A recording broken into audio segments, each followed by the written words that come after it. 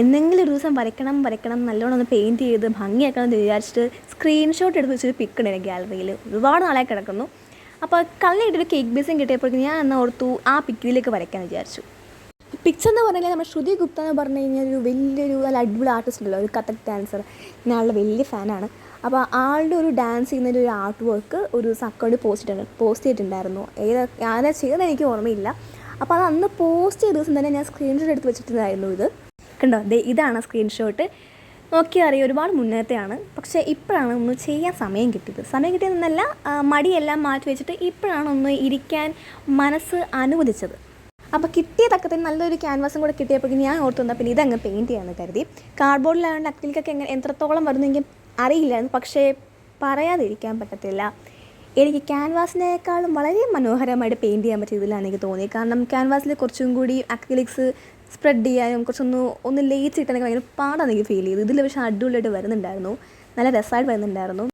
Acrylic use ചെയ്യാൻ ഒരു അടിപൊളി ക്യാൻവാസ് തന്നെയാണ് കാർഡ്ബോർഡ് എന്ന് എനിക്കിതിൽ നിന്ന് മനസ്സിലായി.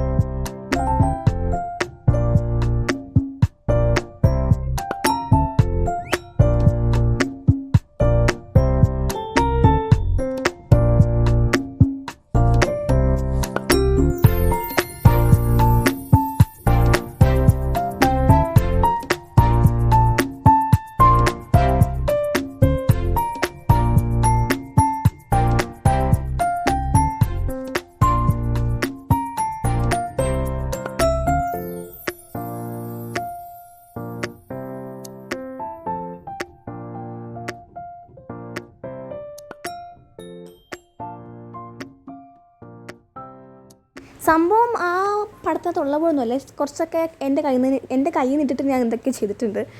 അപ്പോൾ അതുകൊണ്ട് അതുപോലെ തന്നെ ആകുമോ അല്ലെങ്കിൽ അത്രയും ഭംഗിയാവുമെന്ന് എനിക്ക് അറിയില്ല, ഡൗട്ടായിരുന്നു. പക്ഷേ ഞാൻ ഈ ചെയ്ത പെയിൻറ്റിങ് എനിക്ക് വല്ലാണ്ട് ഇഷ്ടപ്പെട്ടു. കാണിച്ചപ്പോൾ അവർക്കും ഭയങ്കര ഇഷ്ടമായി എന്ന് പറഞ്ഞു, നല്ലതെന്ന് പറഞ്ഞു.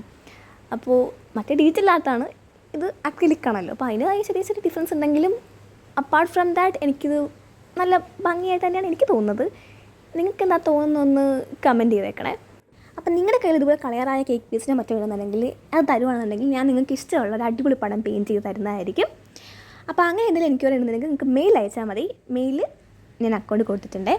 അപ്പോൾ ഇഷ്ടമായെങ്കിൽ അത് കമൻറ്റ് ചെയ്യുക, ഷെയർ ചെയ്യുക, സബ്സ്ക്രൈബ് ചെയ്യുക, സപ്പോർട്ട് ചെയ്യുക. താങ്ക്